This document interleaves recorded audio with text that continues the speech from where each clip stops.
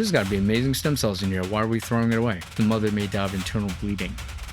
It's actually the highest cause of death in first trimester pregnancies. All OBGYNs understand as standard of care that it's already non-viable. We have now the earliest stem cells that you could possibly source without any ethical issues. Welcome back to Transcribed, the podcast where we unpack the minds building the future of biotech. Today's guest made quite an unlikely leap. From a career in the world of finance and insurance to building one of the most unusual stem cell platforms in regenerative medicine. As the founder and CEO of Accelerated Biosciences, he's commercializing a cell type discovered by his own father, one that might hold the key to fighting aging at its root. Please welcome Yuta Lee. Hi everyone, happy to be here. You spent 8 years in insurance and finance, that whole world, before actually pivoting to biotech. Right. What happened? Actually, it was a little bit of fate, right? So what happened was I'm originally from Taiwan, but I left when I was 7. And my father brought the whole family to London because he was getting his PhD there. He actually got his PhD from St. Bart's at University of London back in the late 70s. And when he went back to Taiwan to practice, he sent the kids off to Los Angeles. And so that's where I kind of grew up and went through high school. Then I did my undergraduate at Berkeley and then lived in San Francisco for many years. And that's how I got into that industry, property casualty insurance. And I was doing a lot of professional liability, like director's office insurance, as well as other insurance programs. And in 2003, my mother called me and said, "Kids, you've all been away for 20 some years. You've had your time in America. Can somebody come home and be with us?" And one of the main reasons is because she was diagnosed with colon cancer. And I'm the oldest son in the family. So I felt very obligated to say, all right, it's got to be me. Because my brother was going through medical school in Beijing, and my sister was working in New York City and about to get married. So I was the only one that could do it. And so I dropped everything and went home. What was the differences between being in the US and in Taiwan professionally? That's a really great question, actually. Scale, probably scale. Taiwan is still very much focused on manufacturing. Right, it has its roots in manufacturing from 1970s and 80s. So back in the early days, before China opened up, most of the electronics was actually manufactured in Taiwan. So did you know that our city, Kaohsiung, in the south of Taiwan, was back in the day the second largest port in the whole world, second only to Rotterdam. Yeah. Right? And then China opened up, and now I think 6 of the top 10 ports are in China now, right? But back in the day, it was still pretty big. So, yeah. So Taiwan is still very much manufacturing based, whereas US is more services and professional. So your dad discovered the Trophoblast stem cell platform in 2003, I believe.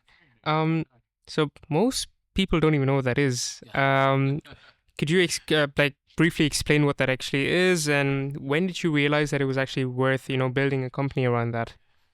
Also a very good question. So my father, just to give you a little bit of background, is an MD PhD, right? So he's got his MD from Tohoku University in Sendai, Japan, and his PhD at St. Bart's University of London. And so he's not only a surgeon, but he's also an OBGYN and a researcher for OBGYN. So he's doing research and he's also doing surgeries. And so back in 2003, he performed a procedure called a salpingectomy for an ectopic pregnancy, right? And what that is that sometimes a woman, when she's pregnant, the embryo, which is where we all came from, travels down the fallopian tube, and 2% of the times it gets stuck, and it'll sit there and grow until it bursts the tube. And if it bursts the tube, the mother may die of internal bleeding. It's actually the highest cause of death in first trimester pregnancies, right? And so what typically happens is a woman will feel sharp pain, go, "Oh my God, what's going on?"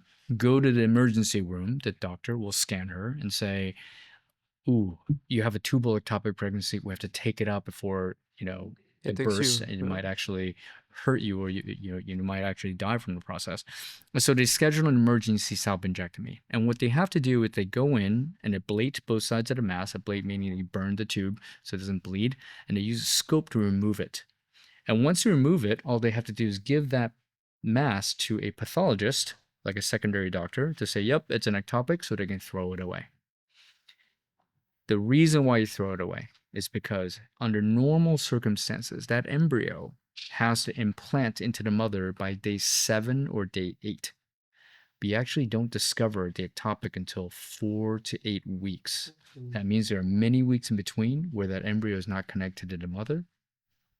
There's no nutrients coming to it. So most all OBGYNs understand as standard of care that it's already non-viable. It's already dead. You can't bring it back. Mm-hmm. And so when my father performed this procedure, took the mass out, he was thinking to himself, this has got to be amazing stem cells in here. Why are we throwing it away, right? But to avoid all the ethical issues of, touching the embryo and touching the fetus, he only took the pre-placental tissue that's growing on the outside of the embryo, hands the rest of the embryo back to the pathologist who checks it. Yep, that's an ectopic, and he throws it away. And because of that fact, we have now the earliest stem cells that you could possibly source without any ethical issues. So just to be very clear, we cleared the ethics for 3 main reasons. 1, you absolutely have to perform the salpingectomy to save the mother. 2, at the time that you discover it, the fetus is already non-viable. And 3, we're only taking the preplacental tissue. And that's why we now have the earliest stem cells you could possibly find. What is it like to build and scale a biotech company where you have to manufacture also those stem cells?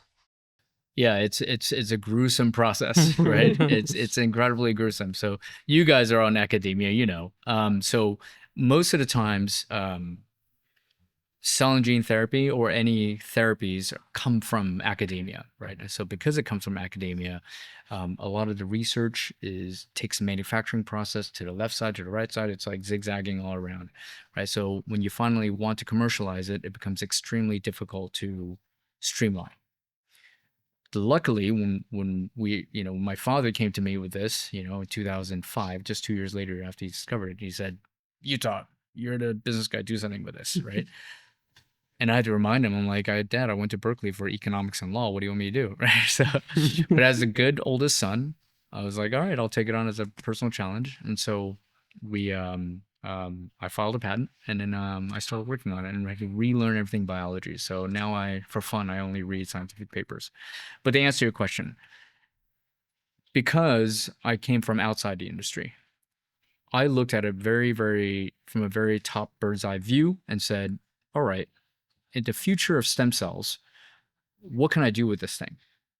And what are all the challenges that everybody else is facing, right? And the challenges that everybody faces in the stem cell industry is actually picking the right stem cell source, right? 1, you have to avoid the ethics issue, which we already did. 2, you have to have inconsistent cells. So inconsistency of cells. For example, if you use MSCs, they can only grow so much. And after you use them all up for clinical trials, you have nothing to use to actually cure anybody, right? So scale is a very big problem. Inconsistent source. And scalability and immunogenicity, right? Some cells scale a lot, like human embryonic stem cells are immortal, like iPSCs, induced pluripotent stem cells, also scale a lot. They're immortal, but they're immortal, just like cancers. And so it's very, very dangerous to use. They might create a secondary tumor. Then immunogenicity, right? These things are immunogenic. That means it causes a reaction, right? An immune reaction. MSCs, on the other hand, are much later stage. They don't scale very well, but at least they're less immunogenic, right? So you can put it into somebody else's body as an allogeneic therapy, and they're not going to create as many problems. Then there are issues with patents, right? Patents is a livelihood of any biotech company. So if you go into a space where there are a lot of patents, a lot of companies with a lot of patents, it becomes extremely difficult to maneuver a way through without stepping on somebody's toes and getting sued, right? So you have to then license a whole bunch of stuff in. And if you're doing that, then it makes your product not even viable. Okay. And then the CMC. To answer your question properly, a lot of academia, like I said, they have to start from scratch, and they're turning and turning and turning and turning. So they end up with this really, really complicated process to make something, right? So having, been the first person to try to work with something like this that my father discovered, I get to redesign the whole process. And so I went from a top bird's eye view. If I wanted to provide the best product for everybody, what would I do? So I streamlined everything. In the last 20 years, literally checked off all those boxes, right? We have no ethical issues. We have a consistent source because our cells grow so much, and I'll talk about that in a little bit. We have not only scale, we also have immune privilege together at the same time. And we have all the IP around it because we kept it a secret for a very long time, and then we streamlined the manufacturing. So the manufacturing is extremely important and also very, very difficult to contend with because the FDA has one rule, the EMA has one rule. Literally every country you go to has their own special rules, so you have to just watch out for everything. Very long answer to your question, but hopefully that explained everything. One thing before we go on. We collect the best quotes from every transcribed episode in a free PDF all in one place. Grab it free at transcribedpod.com. Now back to the episode. So you're targeting Parkinson's, type 1 diabetes, as well as cellular senescence. Mm-hmm. That's a super wide pipeline. How exactly, or rather, what exactly is the logic between connecting all of them? Yeah, the logic's actually quite simple. What we have is literally the NVIDIA chip of the stem cell industry, right? So NVIDIA, right, they have the most advanced chips for AI, but they're agnostic to how you create the AI, what you create the AI for, Yep. right? They just have the fastest chip. What we have is the earliest stem cells that has the most powerful characteristics, scale and immune privilege, right? And so what I want to do is literally work with everybody to provide them with that NVIDIA chip so they can use it to solve as many problems as they possibly can. And so in a lot of those experiments, what we were trying to do is find out the characteristics of the cells, okay? But before we go into Parkinson's and diabetes and stuff like that, I just want to tell you about some of the basic characteristics of the cells. As mentioned before, they scale out to 85 population doublings. Okay, so when you have one cell, it turns to 2, 2 to 4, 4 to 8, etc., 85 times. And when you get up to 85 times, that turns out to be 8e to the 25 cells. Wow, If you okay. can imagine a number 8 with 25 zeros behind it, Yeah. that's how many cells we can grow. And you divide that against 37 trillion cells, and then, in an average male, you end up with more than 2 trillion human beings. So from one donor, we can actually grow the equivalent of 2 trillion human beings. Scale solved. Easy. Yeah. Okay. The second most important characteristic is the immune privilege. So because our cells come from a pre-placental source, okay, it has a surface marker called HLA-G, human leukocyte antigen G. Okay. Now, when you imagine something, the embryo, when a woman gets pregnant, the embryo is half the father's gene and half the mother's gene, right? So technically, this is a foreign thing compared to the mother's body. So how come her immune system isn't trying to eject it? Hey, get this thing off of me. It doesn't belong to me, right? Turns out the placenta has a role to mediate everything between the mother and the embryo, literally dampening down her immune system to say, guys, take it easy. This is part of us. Let it stay. Let it grow. Give it some nutrients so it can grow into a baby, right? And so the placenta has a surface marker called HLA-G that does that dampens down the mother's immune system. And this marker is so powerful that now you can take an embryo and have a surrogate woman carry it to term for you, a woman that's biologically not even related. Mhm. That's an incredible shortcut that Yeah. we found, right? And all that because of HLA-G. Okay, so not only do our cells grow so much, they also have natural immune privilege because they're pre-placental in source. Okay, so these are two very, very important characteristics. Now, other characteristics that leads to Parkinson's, diabetes, etc. There are companies out there that's already in phase 3, okay, for Parkinson's disease, but they're using a human embryonic stem cell, right? It takes them like 16 days just to get from a human embryonic stem cell to a neuroprogenitor cell, a neurostem cell. That's Th positive. That means it produces dopamine. Okay, that's for Parkinson's, right? And as a contrast, our cells, turns out, only takes 1 day and 1 protocol step. We can turn into a neuroprogenitor cell. That's Th positive. And we've done 2 animal studies for the Parkinson's model called 6-OHDA very successfully. Okay, so just in contrast, the speed is incredibly fast. Type 1 diabetes is the second one, right? There's a company also in the US that's taken their program phase 2. But it takes them, they start from an iPSC, the Japanese induced pluripotent stem cells, but it takes them multiple weeks and 7 protocol steps just to get to a pancreatic progenitor cell or a beta cell that produces insulin. Okay. By contrast, our cells also take only 1 day and 1 protocol step when we get to a pancreatic progenitor cell that upon contact with glucose, insulin comes out. Pretty incredible. Yeah. And, people always ask, like, Yuta, that's really strange.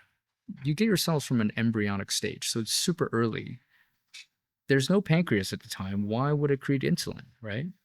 Well, if you think about it, what happens when a pregnant woman takes a gigantic bottle of Coca-Cola and drinks the whole thing? How does the embryo then deal with a hyperglycemia, right? Yeah. Well, it turns out the placenta has a role to mediate everything between the mother and the embryo. And so we believe that since our tissue or cells come from a placental source, it also has that natural function, right? A defensive function against excess sugars, right? And so when we put sugar on top of a glucose on top of our cells, insulin will just naturally come out, right? So these programs, we are looking for partners to collaborate with to maybe go into Parkinson's or go into some metabolic disease. Cell senescence. Yeah. So let me just one last thing, right? Go ahead. Cell senescence. Yeah. So the story there is actually pretty interesting, and it's actually the reason why I even came into longevity in the first place, right? And I'll be talking about it tomorrow in my talk. But about 3 years ago, a researcher from the National Institute on Aging, which is a subset of the National Institute of Health in the U.S., right, based in Baltimore, called me up and said, Yuta, I saw one of your presentations in Seattle, and you have the earliest stem cells that you possibly could find without any ethical issues. And it has to be without ethical issues because then the NIH can't work with it, right? I said, absolutely. In fact, we'd just taken it to GMP. What do you need? I said, send me all of your conditioned media, your spent media. And we had just done an engineering run, so we kept everything, and we sent him 6 liters of frozen media. Then I called him up. I'm like, hey man, what are you doing with this stuff, right? And that was the first time somebody ever told me about the heterochronic parabiosis studies. You know about this? Okay, so 20 years ago at Stanford, Irina and Michael Conboy took 2 mice and stitched them together like Siamese twins, right? You've heard about this, right? So they have one circulatory blood system. It's called heterochronic parabiosis, right? 1 old mouse and 1 young mouse. And they discovered that the old mouse is biologically getting younger and the young mouse is biologically getting older. Like, whoa, crazy. Second experiment, they did not stitch them together, but they did a plasma transfer. Same thing was happening. So what does that mean? That means now you can rejuvenate an old mouse purely by function of the proteins coming off the blood of the young mouse, right? And if you can do that, the researcher is thinking, well, I wonder what would happen then if you took the earliest stem cells that you could possibly find and the proteins coming off of that, the secretome, and applied it to senescent cells. And that's how we started the senescent program. And so what we ended up discovering, which is a paper that was published at Aging Cell this January, right, was that we're able to systemically downregulate all inflammation in vitro and in vivo, or the SAS proteins, right? And so inflammation is the main cause of a lot of diseases we have today in aging. So if we're able to have this, wow, we can now go after pretty much any indication that has to do with inflammation. And so that's my lead into not only inflammatory diseases, but also longevity. I'm actually curious about that experiment that you mentioned, the Stanford one.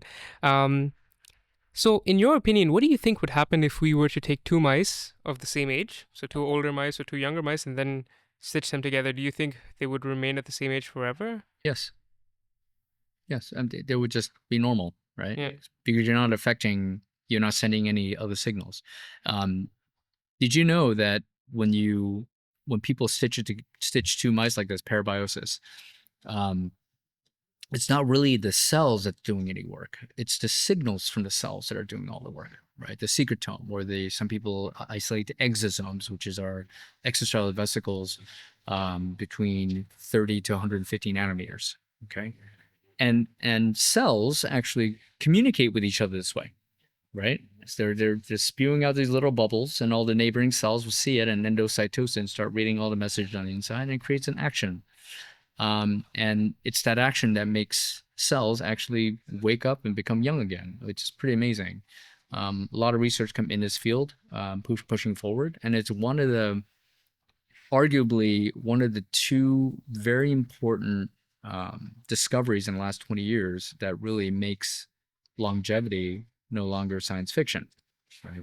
The first one everybody knows is the Yamanaka factors from Shinya Yamanaka, or the iPSCs. And the idea there is, hey, if you can turn one adult cell all the way back to a stem cell state, the iPSC, like a factory reset, then technically you should be able to turn all your cells back to an earlier state, right? That's why they call it reprogramming. So longevity is really just an engineering problem, And so Life Biosciences with David Sinclair, and also Retro Biosciences with Joe Betzel-Croft, they're doing the reprogramming, right? The second one is ours, right? The Parabiosis. And all we're really doing is sending in the earliest possible signals that you can find from life to affect your biological age. And my vision for this in the future is that I actually believe that if we're able to get it through all the FDA, EMA, for inflammatory diseases, and if we're able to scale this out and make this available for everybody to use as a prevention, right? So how old are you, Pierre? 23. You're 20, perfect. And you? I'm 20. 20. You guys are perfect age, right? So imagine at your age that you can inject this material, this secretome material, at the right dose and frequency for the rest of your life. That means when you're 100 years old, you would still have internal organs of a 23-year-old. That's how you push back diseases. Right. I mean, if you talk to a lot of scientists here, you'll learn that what everybody tells you is that once you're dysregulated, once you fall off the cliff of homeostasis and you get sick, very hard to bring you back. Right. So my concept is, well, don't get sick in the first place. And how do you do that? You have to get your body to believe it's young.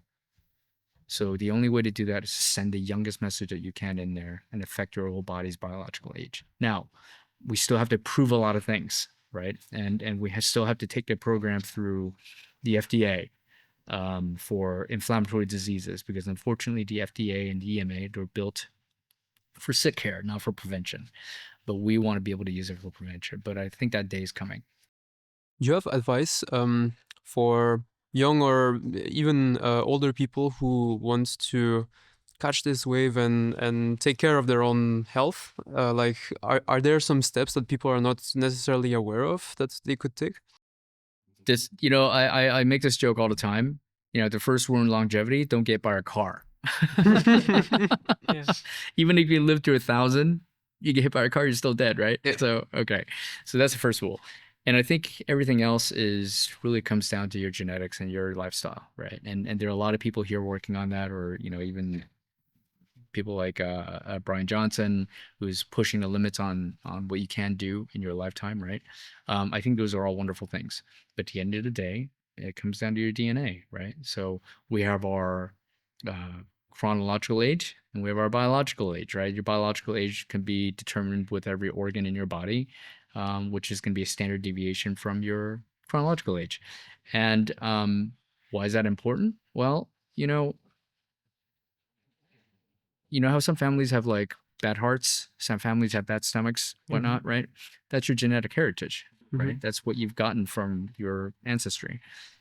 And then you have the lifestyle. Are you drinking? Are you smoking? Are you not sleeping well? Are you working out, right? So those things also can apply to decrease or increase that biological age.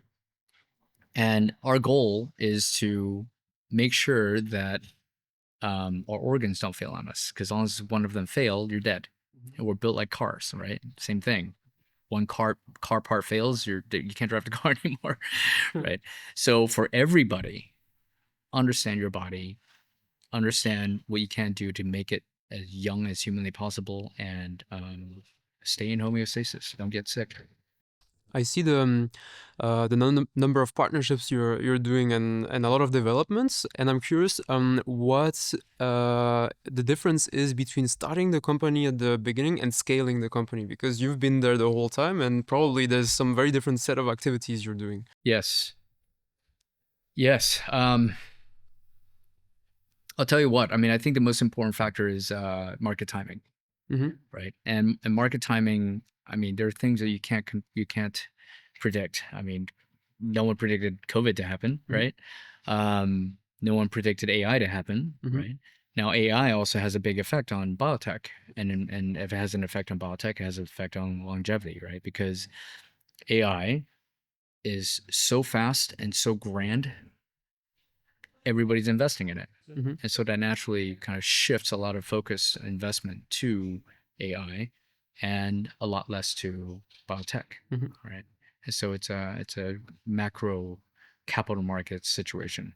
But I actually believe that, AI, it's super high price right now. So is it going to crash? Statistically, people say that it should, right?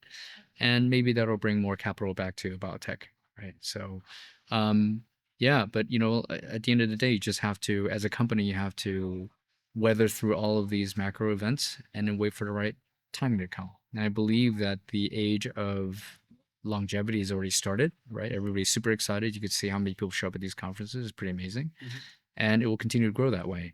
We just now need to have the systems catch up, right? The systems takes way too long right now. The FDA. This is a good segue to my favorite question. There's a question I like to ask to different people, and I love it because I get very, very different answers.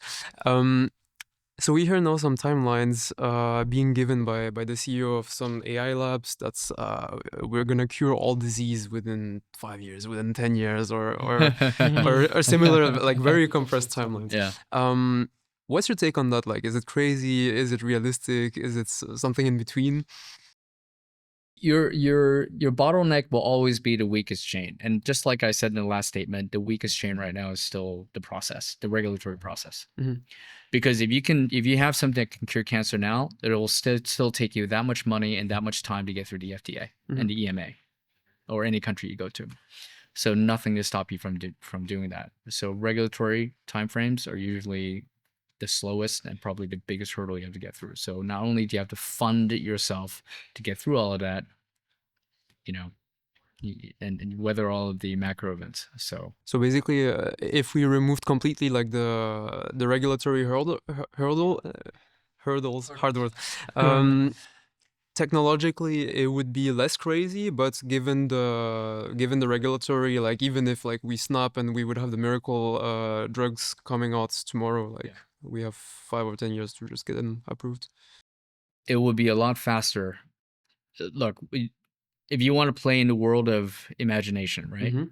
We have right now, which is 12 to 15 years to go through the whole system, and probably $1.8 billion on average. That's what they're calculating per therapy, right? Compared to complete, let's just say, anarchy. As long as you can get somebody to consent, they can try it. Okay, that's complete anarchy, right? Now there'll probably be a lot of bad actors here, right? Snake oil salesmen, etc. Some people are going to get hurt, and that's why you have institutions like the FDA and the EMA. I'm not saying they're bad. I think they just need to be less regulated and more efficient, right? And then you have the other side, which is what we have now, super regulated, and no matter how good something is, still takes a long time to get through and a lot of money to get through, and it makes biotechs extremely difficult to survive. And so you end up having to partner up with a large pharma or a large biotech, which then takes all their value away. And so there's got to be a happy medium somewhere. I actually believe that the next evolution of the regulatory environment needs to have a prevention section. because what you can regulate, you can charge for. And this is the problem with the FDA and EMA. They literally have a monopoly over patient access, right? If you don't get through the system, you can't give it to somebody, right? And in this current system, if you don't get sick, you can't get it. We need prevention. And you know what? The big companies, they hate prevention, because if you're preventing it, then people aren't going to get sick and they're not going to make any money, right? So, but let's not go too deep into that circle. So I believe the next evolution of regulation, if they are really focused on positive human being developing, being healthy, needs a preventive section to say, hey, you just have to prove that it's safe for you, and you have to prove that that to a certain extent is effective for certain things, but it doesn't have to be like the full FDA, let's go cure cancer, blah blah blah blah. It's for healthy people that want to do it, and as long as you can get that section set up, it's all good. As a final question, I wanted to ask you something that I believe a lot of people would relate to, especially people who are trying to break into this field. Sure. So you came from like a financial background. Yes. And you made it big in biotech. Yes. Have you ever felt that the financial background was sort of a disadvantage in a room full of, I don't know, professors, PhDs? And what advice would you give people who, feel that way? I think I'm not taking away anything from the doctors and the PhDs. I think they spend a lot of time studying this, and I certainly have. I just didn't do it formally, right? But I think everybody now knows, especially with social media, with all the access to information that we have, you don't really need to go through all of that formal education to learn something, right? I mean, Elon Musk wasn't a rocket engineer. He figured it out. Yep. And now he's landing rockets vertically. It's insane, right? So it's doable. And I'm one of those examples, right? Now, my driving force was my family, right? I'm the oldest son in the family, and a very traditional family.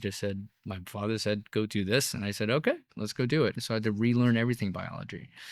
And I think the main advantage for me doing it that way is because I came from outside of the scientific community. And so I was able to take very complex ideas and describe it to people just like me from before. Just like, if I heard it that way, I would understand it so much better. And this is why now, to be honest, I get invited to a lot of keynote talks around the world for longevity, because I'm able to do that. And people can understand these really complex ideas in very simple terms and take it home, which is great. And so for my advice to people out there, don't be afraid of it. I mean, you're going to have to put in time. You have to educate yourself. But everything's available now. It's amazing online, right? So you just have to put in the time and learn it, and you will know. Yuta Lee, thank you to advising us to go learn it and make use of the available information. It's super refreshing to just hear that it's possible, and Absolutely. and that everybody can get their share of fun things to do, and Right. access to building companies also in biotech. Right. It's been a pleasure talking to you. Pleasure talking to you guys too. Dear listener, we hope you enjoyed it as well. And on that note, we'll see each other on the next episode. Thanks. Have a good one. Bye-bye.